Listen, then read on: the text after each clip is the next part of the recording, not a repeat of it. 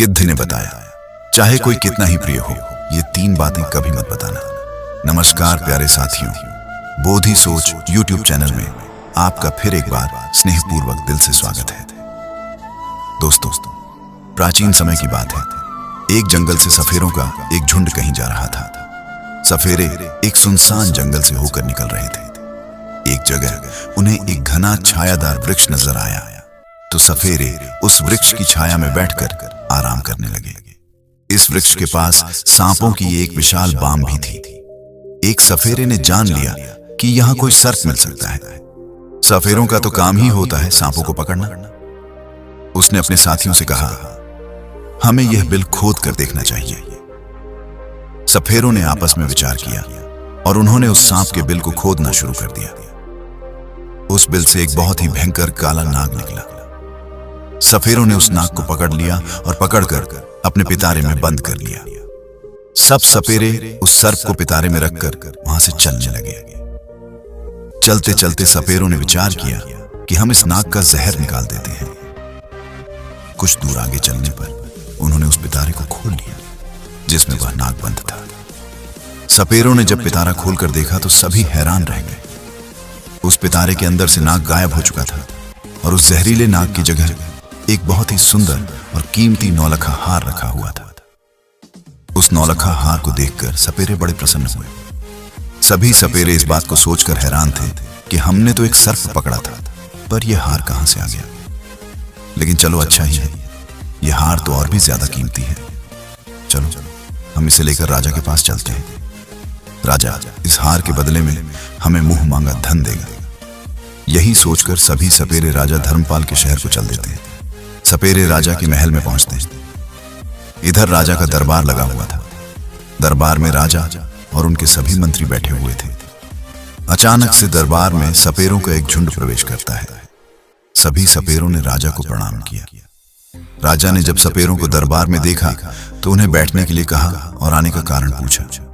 सपेरे कहने लगे, महाराज, हम तो ठहरे सपेरे, भला हमारा आपके पास आने का क्या कारण हो सकता है, परंतु हमारे पास एक बड़ा ही कीमती हार है जो आपकी महारानी के गले की शोभा बढ़ा सकता है। सपेरों ने कहा, महाराज, ऐसा हार आपने पहले कभी नहीं देखा होगा।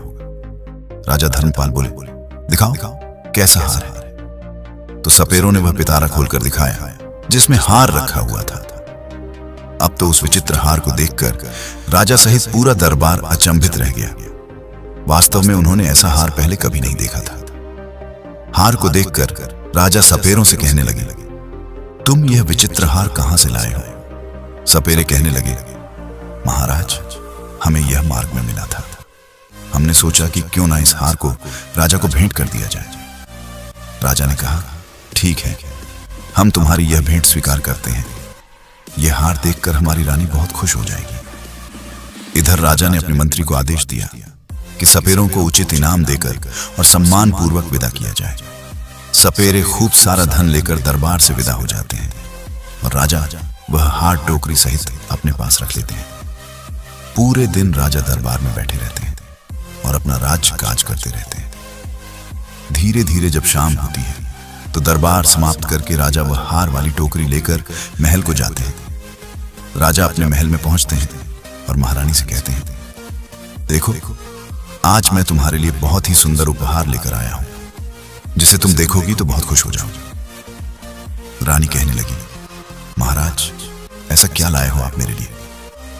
इतना कहकर राजा ने वह टोकरी रानी की ओर खिसका दी और कहा, नहीं मानती हो तो स्वयं देख लो।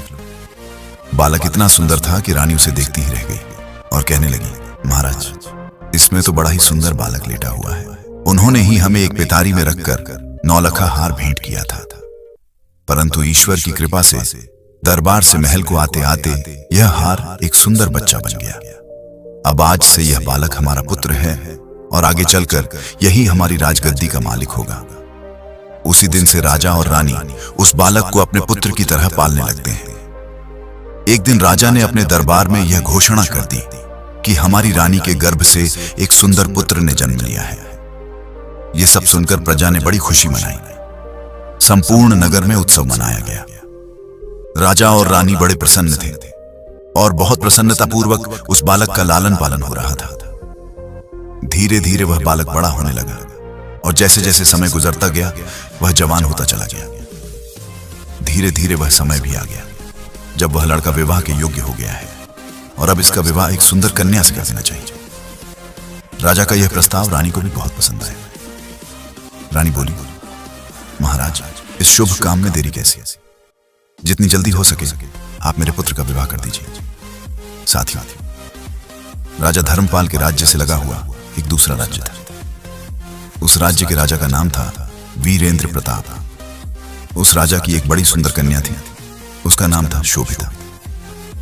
जब उस राजा की कन्या शोभिता का जन्म हुआ था तो राजा ने उसे समस्त विद्याओं का ज्ञान करवाया। इसलिए वह कन्या 16 विद्याओं में निपुण थी। राजा विचार करने लगे कि मुझे अपनी पुत्री का विवाह कर देना चाहिए। राजा ने दरबार में पुरोहित को बुलवाया और टीका की सामग्री देकर पुरोहित को अपनी पुत्री शोभिता के लिए योग्य वर ढूंढने के लिए भेज दिया। राजा ने पुरोहित को बुलवाया और टीका की सामग्री देकर दूसरे राज्यों के लिए निकल पड़ते हैं और कई राज्यों में घूमने लगे, लेकिन उन्हें उस पुत्री के समान तेजस्वी और सुंदर राजकुमार नहीं मिला। वह घूमते घूमते परेशान हो गए। अंत में चलते ही समझ जाते हैं कि यह कोई ब्राह्मण जरकी राजा की कन्या का रिश्ता लेकर यहां आए हैं।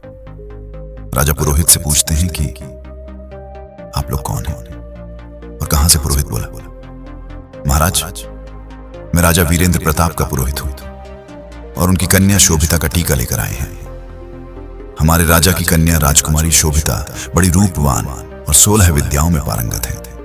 हमने सुना है कि आपका राजकुमार भी विवाह के योग्य है। तब राजा धर्मपाल कहते हैं, हमारा एक पुत्र है और वह बहुत ही सुंदर और योग्य है।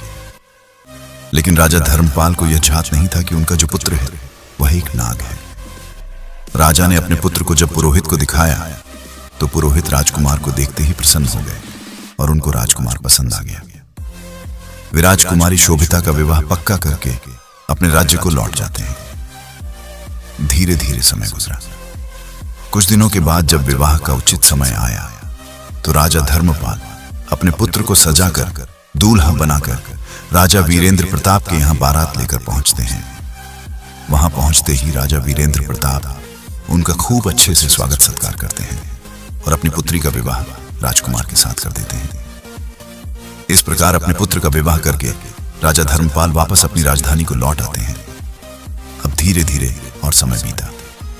एक दिन रानी ने राजा से कहा, महाराज, अब हमें राज्य की बागडोर हमारे पुत्र के हाथों में सौंप देनी चाहिए, जिससे पुत्र को भी राज्य चलाने का अनुभव प्राप्त हो। उसी दिन महाराज धर्मपाल ने अपने पुत्र को युवराज घोषित कर दिया। अब तो राजा धर्मपाल निश्चिंत होकर के रहने लगे। राजकुमार बड़े ही अच्छे ढंग से राज्य का संचालन करने लगे। एक दिन की बात है, राजकुमारी शोभिता अपनी दासियों से बातचीत कर रही थी। राजकुमारी की दासी राजकुमारी से कह रही थी, महारानी, मैं आपसे एक बात कहूं। तुम्हारा यह पति राजकुमार जो है, इनको तुम पूछना कि तुम्हारे माता पिता कौन है। दासी की बात सुनकर शोभिता को बड़ा आश्चर्य हुआ। राजकुमारी शोभिता कहने लगी, यह तुम क्या कह रही हो? क्या हमारे पति राजकुमार महाराज धर्मपाल के पुत्र नहीं? तब दासी कहती है, नहीं राजकुमारी, तुम बड़ी भूल कर रही हो। यह उनका पुत्र नहीं है। मैं इतना तो नहीं जानती कि राजकुमार के वास्तविक माता पिता कौन है, पर इतना अवश्य जानती हूं कि राजकुमार महाराज धर्मपाल के पुत्र नहीं है। आप स्वयं अपने पति से पूछ लेना। अब तो राजकुमारी शोभिता के मन में भी अपने पति को लेकर शंका उत्पन्न होने लगी। राजकुमारी मन में सोचने लगी कि शाम को जब राजकुमार महल में आएंगे तो मैं उनसे यह बात अवश्य पूछूं। राजकुमार जब शाम को महल में आते हैं तो उनकी पत्नी शोभिता राजकुमार से कहती है, महाराज, मैं आपसे एक प्रश्न पूछना चाहती हूँ। राजकुमार कहते हैं, पूछो रानी, क्या पूछना चाहती हैं? राजकुमारी बोलती है, मुझे यह बताइए कि आपके माता पिता कौन हैं और आप किस वंश के हैं। यह बात सुनकर राजकुमार कहने लगे, रानी, क्या तुम्हारी मति मारी गई है? महाराज धर्मपाल और महारानी मेरे माता पिता हैं। तब शोभिता बोली, नहीं महाराज, आज आप मुझसे कुछ छुपा रहे हैं। कृपया सच बताइए, तुम्हें मां गंगा की कसम, तुम मुझे यह भेद जरूर बताओ। अब तो यह बात सुनकर राजकुमार बड़े धर्म संकट में फंस जाते हैं। राजकुमार सोचने लगे कि आज किसी न किसी ने इसके मन में यह प्रश्न पैदा कर दिया है, इसको जरूर किसी ने बहकाया है और यह पूछे बिना मानेगी नहीं। राजकुमार ने अपनी पत्नी को बहुत समझाया, देवी, मैं महाराज का पुत्र हूं, तुम क्यों व्यर्थ में मेरा दिमाग खराब कर रही हो। अब तो राजकुमारी हट करने लग गई। अब आपको मुझे बताना ही पड़ेगा कि आप किस वंश के हो, आपके माता पिता कौन है। अब तो राजकुमार सोचने लगे कि लगता है मुझे इसको बताना ही पड़ेगा, ये पूछे बिना मानेगी नहीं। राजकुमार बार बार अपनी पत्नी से कहते हैं, मान जाओ, अभी भी समय है, तो मुझसे ये बात मत पूछो वरना बहुत पछताओ। लेकिन राजकुमारी तो मानो जिद ही कर बैठी, कहने लगी, नहीं बताओगे तो भोजन ग्रहण नहीं करूंगी, मैं समझूंगी कि आप मुझसे झूठा प्रेम करते हो। यह बात सुनकर राजा का पुत्र कहने लगा, ठीक है, नहीं मानती हो तो ठीक है, मैं तुम्हें यह बात बताऊंगा, पर यहां नहीं, हम कल महल से बाहर वन विहार के लिए चलेंगे और वहां चलकर मैं तुम्हें सब कुछ बताऊंगा। अब तो रथ सजाया गया, उसमें राजकुमार और शोभिता दोनों बैठ जाते हैं और वन विहार करने का बहाना करके महल से निकल जाते हैं और एक नदी के किनारे आ जाते हैं। नदी को देखकर राजकुमारी शोभिता कहने लगी, महाराज, आप मुझे इस नदी के पास लेकर क्यों आए? क्या इस नदी से तुम्हारा कोई संबंध है?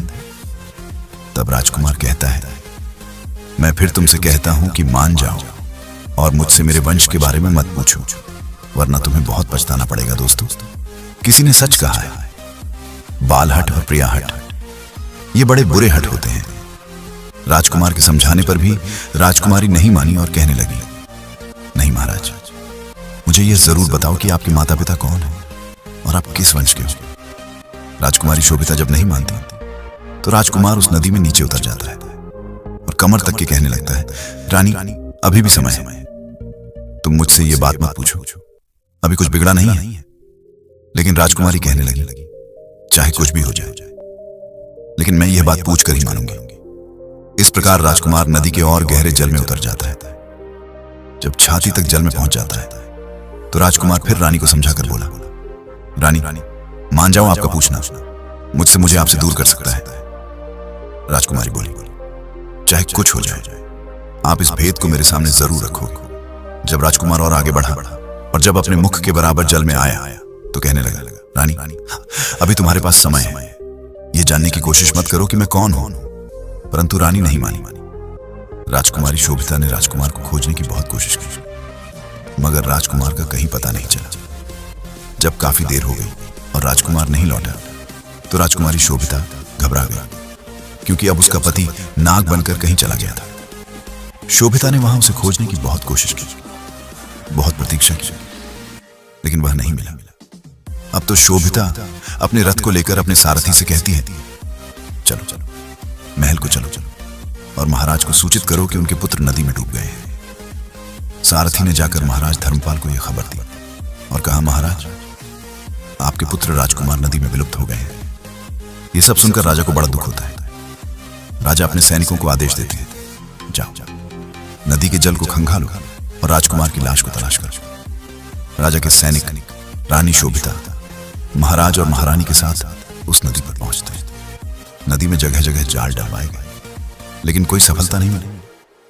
नदी में कई गोताखोरों ने राजकुमार की लाश की तलाश की, मगर कुछ हाथ नहीं लगा। अब तो उदास होकर राजा, रानी और राजकुमारी शोभिता वापस अपने महल को लौट आते हैं। राजा धर्मपाल तो वृद्ध हो चुके थे और पुत्र का दुख उनके ऊपर और आ गया।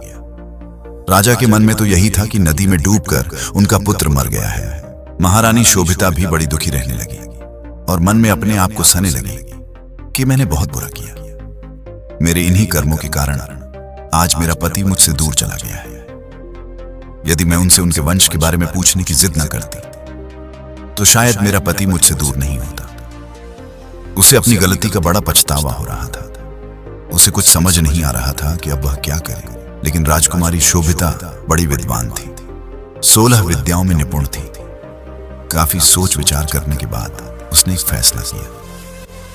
राजकुमारी ने अपने संपूर्ण नगर में यह घोषणा करवा दी कि कोई भी व्यक्ति उसे कुछ नई बात सुनाएगा तो उसके बदले में उनको उचित इनाम दिया जाएगा। चाहे कोई आप बीती हो या फिर प्राचीन घटना से संबंधित कोई भी कहानी या कथा हो। जो कुछ भी कोई सुनाएगा उसको उचित इनाम दिया जाएगा। अब तो रानी शोभिता रोज कथा सुनती। रानी शोभिता के पास कथा सुनाने वालों की भीड़ लगी रहती थी। कोई रामायण की कथा सुना रहा था, कोई किसी राजा का इतिहास सुनाता था। अब तो राजकुमारी शोभिता का यही काम था। वे सुबह से लेकर शाम तक नई नई कहानियों को सुनती रहती थी। इस प्रकार कुछ समय निकला। एक दिन क्या हुआ कि उसी राज्य का एक बूढ़ा आदमी पास के ही एक जंगल से गुजर रहा था। उस बूढ़े आदमी को उस जंगल को पार करते करते जंगल में ही रात्रि हो गई। जब रात्रि हो गई तो वह मन में सोचने लगा, अब रात में आगे चलना ठीक नहीं है, क्योंकि जंगल में आगे हिंसक पशु भी मिल सकते हैं। यही सोचकर बूढ़ा आदमी उस जंगल में एक पीपल के पेड़ के ऊपर चढ़कर बैठ जाता है। रात्रि का समय था। वृद्ध व्यक्ति को डर के मारे नींद नहीं आ रही थी। इधर जब रात के 12 बजे का समय होता है तो उसने देखा कि बाहर एक झाड़ू लगाने वाला आया और पूरे जंगल में उसने झाड़ू लगा दी।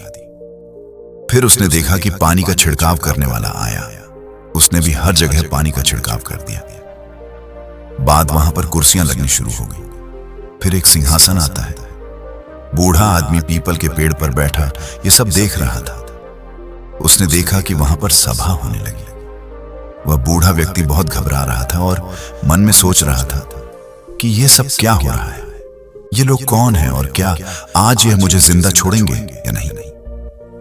वहां एक से बढ़कर एक विचित्र अतिथि आने शुरू हो गए। वे विचित्र इसलिए भी क्योंकि उनका आधा शरीर सर्प का था और आधा शरीर मनुष्य का था। दिव्य शरीर वाले नाग देखने में बड़े भयंकर लग रहे थे। उनका दरबार वहां सज रहा था और जब सभी लोग वहां आ गए तो वहां 2 सिंहासन और भी थे। कुछ देर बाद नागों के राजा और उनके पुत्र युवराज दोनों वहां आकर बैठ जाते थे। उस दरबार में इस बात की चर्चा हो रही थी कि राजकुमार का विवाह किया जाए। विवाह के संबंध में चर्चाएं चल रही थी। अब राजकुमार के विवाह